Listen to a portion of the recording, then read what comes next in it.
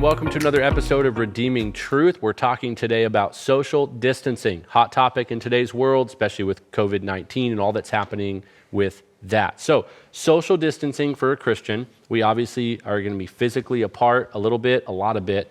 How can we redeem that? We came up with 5, just a simple list. This was off the top of our head before we recorded today. And so it wasn't hard to think of some great ways to redeem.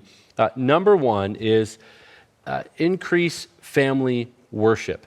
John, why don't you talk a little bit about ways, if we're home more with our kids, our family, our wives more, how can we increase or redeem family worship?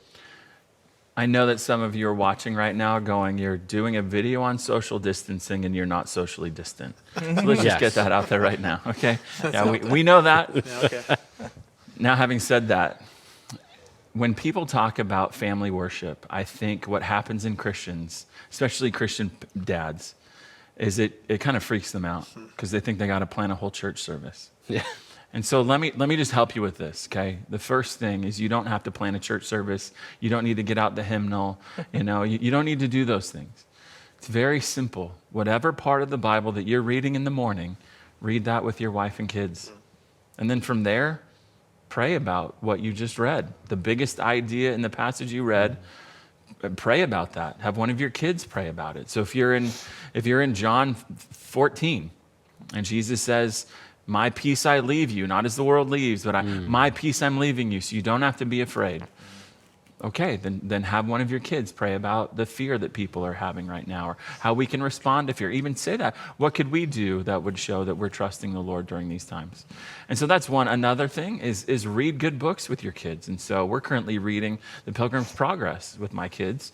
From there, we're going to do the Chronicles of Narnia. We've done a lot of the R.C. Sproul books that some of the children's books that he wrote were fantastic. Yeah. And so it really doesn't need to be that hard. I love that. I read a funny story. I think it was in Donald Whitney's book on family worship, which is a great book. You should pick it up. It's a real easy read. And he tells the story about a friend of his that was really frustrated with family worship. He said, "It's just not happening. What's going on?" He said, "Well, tell me what you're doing. Tell me your structure, your system." He says, "Well, first we start with music. So we're singing the songs, and then I'm trying to preach, and he was preparing about a 35 or 40-minute exposition, and he thought you had to mirror what's happening on a Sunday morning." John's right. Songs that are simple, rejoicing in the Lord. Sometimes dance parties break out at some of our houses. That happens. Acting out the David and Goliath, yes, right? That's always a fun one, and somebody gets hurt, and then you can pray for them, and all of that good stuff. Have a healing service. Just kidding. Overall, enjoy ourselves. Relax, love your kids, love your wife, teach them the word. John, great wisdom. Number 2, increase marital investment.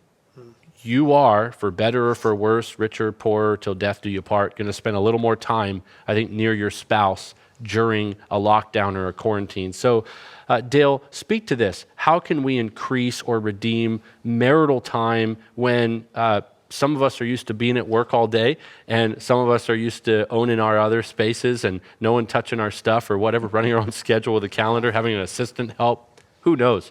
Next thing you know, 2 people are together, and it's not always leave it to Beaver. Yeah. Help us there. So 3 words: die to self. Oh, yeah. Right? That's good. Just realize that you're going to have ample opportunity to serve and love your spouse in ways that are not routine at this point, right? So you're going to create a little mini routine for the next couple of weeks, how long this is. And the first thing you need to know is you need to die to yourself. Mm-hmm. We're here to love one another. Jesus tells us to also forgive one another, right? So I think about Galatians 5 and just the fruits of the Spirit that you're going to have an opportunity to live out: love, joy, peace, patience, right? Faithfulness, goodness. I forget the order, but self-control is probably the big one. Self-control, right? Yeah. And to be self-controlled through this context, obviously, is to be controlled by the Spirit. Amen. And to allow the Spirit to drive the time that you're going to be together. And just piggybacking off what John said, be intentional with the Word of God. Be intentional with prayer. Be intentional with talking with your kids and with your wife or your husband, whatever the case may be, about what your fears are. Like, what are you really afraid of right now? What I'm sensing is that a lot of people are numb right now. They're kind of they're putting their fear maybe that they have into a compartment, and they're hoping they don't have to deal with it. I would encourage you to deal with it. Open up God's word, trust your spouse, and trust Christ more importantly, and talk about the things that you're concerned about. Obviously, we want to cast our anxiety upon the Lord. We want to trust him and believe that he is in control of this. But we're flesh, and we need to be honest about what we're feeling. So there's an opportunity for marriages, especially right now, to connect maybe on levels that we've not been able to connect on for a long time, perhaps. That's a really good word. Yeah. It's a good word, man. So good conversation, open up space for your wife or even your husband to just share their fears and be honest, just listen and love and walk together through it. Good word. 3, we thought this is a great time to redeem technology. So one of the ways to redeem social distancing, we're going to be apart. We've got these great things called cell phones that can sometimes be really dangerous things. And here and now, Kyle, speak to us about the chance as a church, in our homes, as families and friends, redeeming technology. Yeah, well, the first problem that we'll probably fall into is seeing people get lazy. Right? When we're home, we're idle. We end up just kind of turning on the TV, laying around and doing nothing.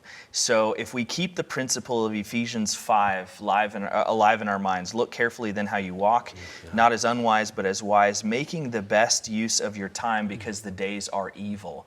Right? And that passage goes on to encourage us to walk in righteousness and to encourage one another with psalms, hymns, spiritual songs, giving thanks to the Lord and really submitting to one another out of reverence for Christ.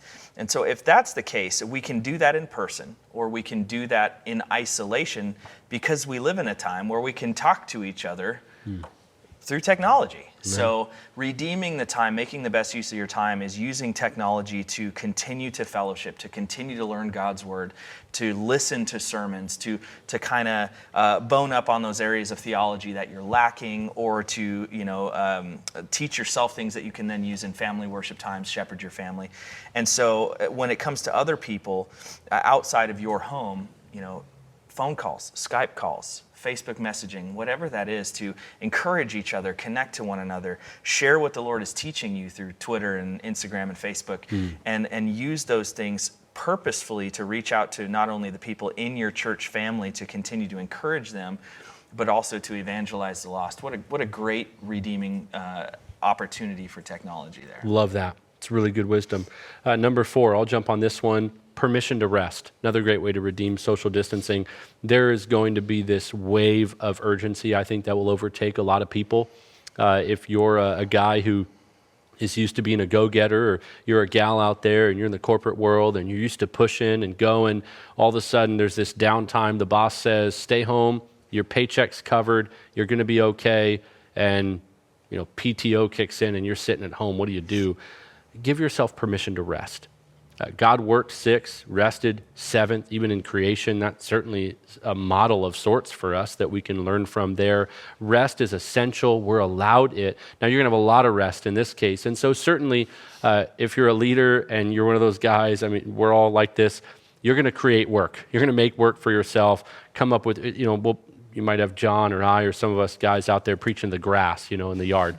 We'll find a way to do something that's probably not going to be the issue. For a lot of us, it's the issue of rest. And so give yourself permission to rest. Take a nap. Rest can also just mean quiet.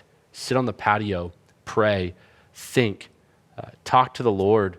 Really just take time to retreat and to redeem what will be a forced rest for a lot of us. Costi, can I say something real quick? Please do. It's in times like this, when you're forced into a different routine, your idols will get exposed. Oh, that's good. Right. So just be sensitive to that and know that when that happens, it's an opportunity to confess and confess sin and to own the idols that you have and to remember the cross. Yeah. And when you're done with the honey-do list on day 4 and you still have 11 more days to go, however long this lasts, that's when the idols are going to start to churn a little bit, and you're going to feel uncomfortable, and you're going to have an opportunity to start confessing sin to the Lord. And then, like you just said, go to him in quiet time. Open up your Bible, read and pray, and just commune with your Creator. Amen. Amen. So on that note, and before we transition to the fifth point, is I hear in that there should be some sort of structure.